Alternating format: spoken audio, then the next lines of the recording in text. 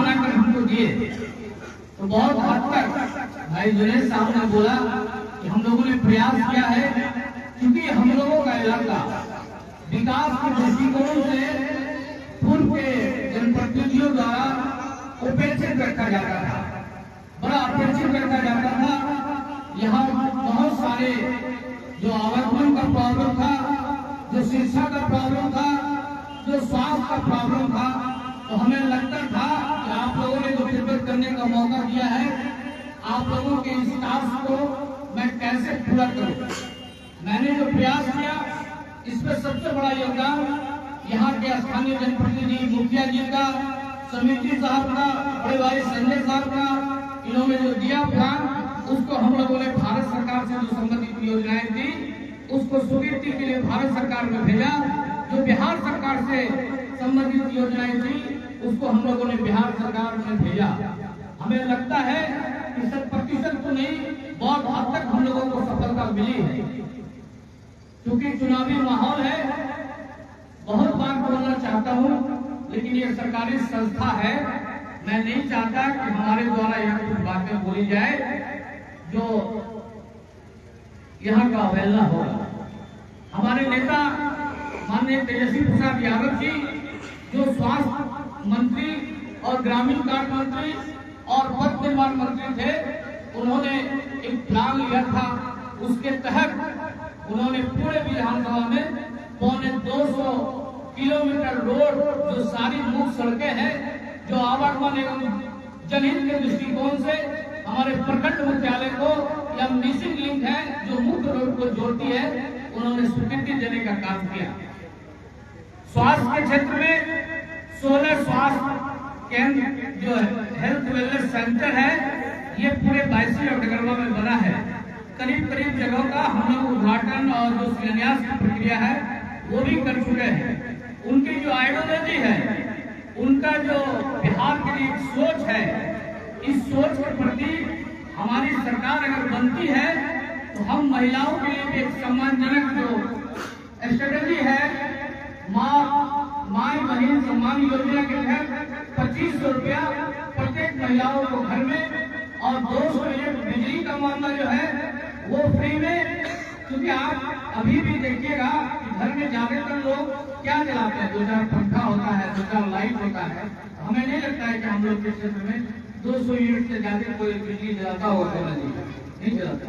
तो अगर 200 यूनिट बिजली फ्री मिलता है विधवाओं के लिए, विकलांगों के लिए, जो उनकी योजना है, उन्होंने जब सत्ता में आया, 17 महीने का जो सेवा मिला, तो उन्होंने पूरे बिहार में, क्योंकि वैकेंसी बहुत है, नीतीश जी बहाली नहीं कर पा रहे थे, उन्होंने सारे विभागों के पदों को सृजित किया। उसके बाद जो बेरोजगारी की समस्या है, जो पलायन की समस्या है, हमारे जो पढ़े लिखे मेधावी छात्र हैं, उनके लिए भी एक पॉलिसी बनाया कि मेडल लाओ और नौकरी पाओ। उन्होंने टूरिज्म के क्षेत्र में भी पॉलिसी बनाया, जो पर्यटन विभाग के लोग अंतर्राज्य से बिहार आते हैं, बिहार को किस दृष्टिकोण से देखते हैं, उन्होंने पूरे बिहार को एक सुंदर बिहार बनाने का प्रयास किया। आने वाले दिनों में आपको बहुत सारे लोग मजहबी नारा लगाकर, वो आदमी जो कल तक अपने स्टेट में 5-6 सीट लाता है, कभी केसीआर की दलाली करता है, कभी रेवंत रेड्डी की दलाली करता है, वो शख्स बिहार के सीमांचल को चारागाह बनाकर प्रयास कर रहा है कि डिवाइड एंड रूल, हिंदू मुसलमान को आपस में विभाजित कराकर मत लेने का काम करिए। और फिर लोगों से होशियार होने की जरूरत है। हमें बिहार में बिहार के नेता की जरूरत है, हमें गुजरात और तेलंगाना से आकर के राजनीति करने वाले की जरूरत नहीं है। जब हम किसी मुसीबत में फंसेंगे, जब हमारे बीच आपदाएं आएगी, जब इलाके में विपदाएं होगी, तो वो नेता हमें काम नहीं आएगा। तब तक हम आपको उठा के आए हैं, आप हमें उठाइएगा, और ये आजीवन जो हम लोग का संबंध है ये बना रहेगा। लेकिन अभी चुनाव के माहौल में बाबा जी लोग आएंगे, पंडित जी लोग आएंगे, सेवरल टाइप से बड़े नौकरियों को लाया जाएगा इनसे। लेकिन आप पूछिएगा कि अभी चुनाव के इस समय में ये 10 पत्थर और चापी में आप आ रहे हैं, ये जो 4.5 साल 5 साल बिता आप कहाँ थे?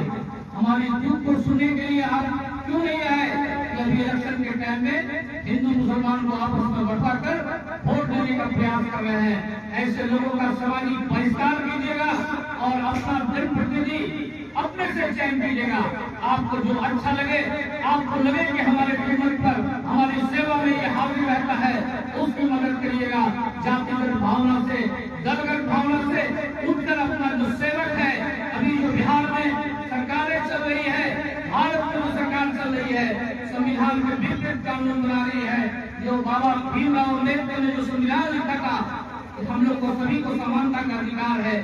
स्वेच्छा से पूजा करेंगे, स्वेच्छा से नमाज पढ़ेंगे। इन कार्यों में जो बाधा फंसाने का कार्य कर रहा है और उसकी सरकारों को जड़ से मिटाने का प्रयास करना है। आपको अपनी सरकार बनानी है, गरीबों की सरकार बनानी है, दलितों की सरकार बनानी है, अल्पसंख्यकों को सम्मान मिले ऐसी सरकार बनानी है। इसलिए आप लोगों से पुरजोर अपील और गुजारिश होगा कि आने वाले दिनों में सारी चीजों को भूलकर बिहार की जो निरंकुश शासन है 20 साल से, इसको जड़ से उखाड़ने के लिए तेजस्वी जी के नेतृत्व में महागठबंधन की सरकार बनाइए, ताकि महागठबंधन की सरकार में भी इस राज्य का भला होगा। हमें लगता है कि भ्रष्टाचार, कुशासन जो इस सरकार में ये जंगल राज हो रहे हैं, क्या बिहार में अभी मंदिर राज है? क्या बिहार में हत्याएं नहीं हो रही है? क्या बिहार में सामूहिक बलात्कार नहीं हो रहा है? ये लोगों को गुमराह कर रहे हैं सुशासन भाव के नाम पर। ऐसी सरकारों को जड़ से उखाड़कर महागठबंधन की सरकार बनाइएगा। जातिगत भावना में ग्रसित होने की आवश्यकता नहीं है। आपको अपना बिहार का नेता, अपने घर का नेता, अपने घर के बच्चे को चुनना है। लोगों के बरगलाने में नहीं कोई आते हैं, 4.5 साल के बाद फिर वो शख्स तेलंगाना से आता है और अपनी नफीस उर्दू बोल के चला जाता है। उस उर्दू से, उस शब्द जबानी से बचने की जरूरत है।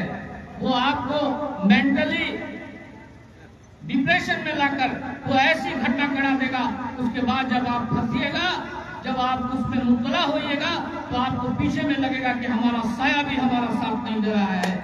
ऐसे लोगों का सामाजिक बहिष्कार करना है और आपको अपने से हिंदू मुस्लिम सभी को मिलकर एक जाति होकर महागठबंधन की मदद करनी है। बहुत चुनाव का टाइम आएगा, फिर हम लोग आएंगे, बहुत तरह की बातें हैं जो विस्तारित रूप से बताऊंगा। इसीलिए आप लोग यहाँ इस गर्मी में मैं आप लोगों को बहुत बहुत शुक्रिया और धन्यवाद कहता हूँ। अस्सलाम वालेकुम। आदाब।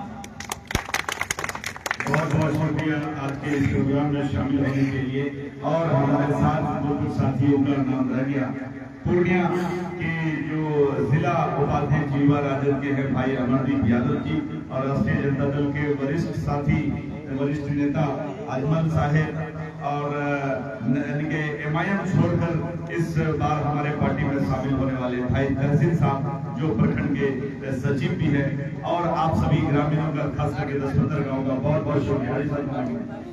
हाँ, इधर सब बहुत बहुत शुक्रिया। इसी के साथ प्रोग्राम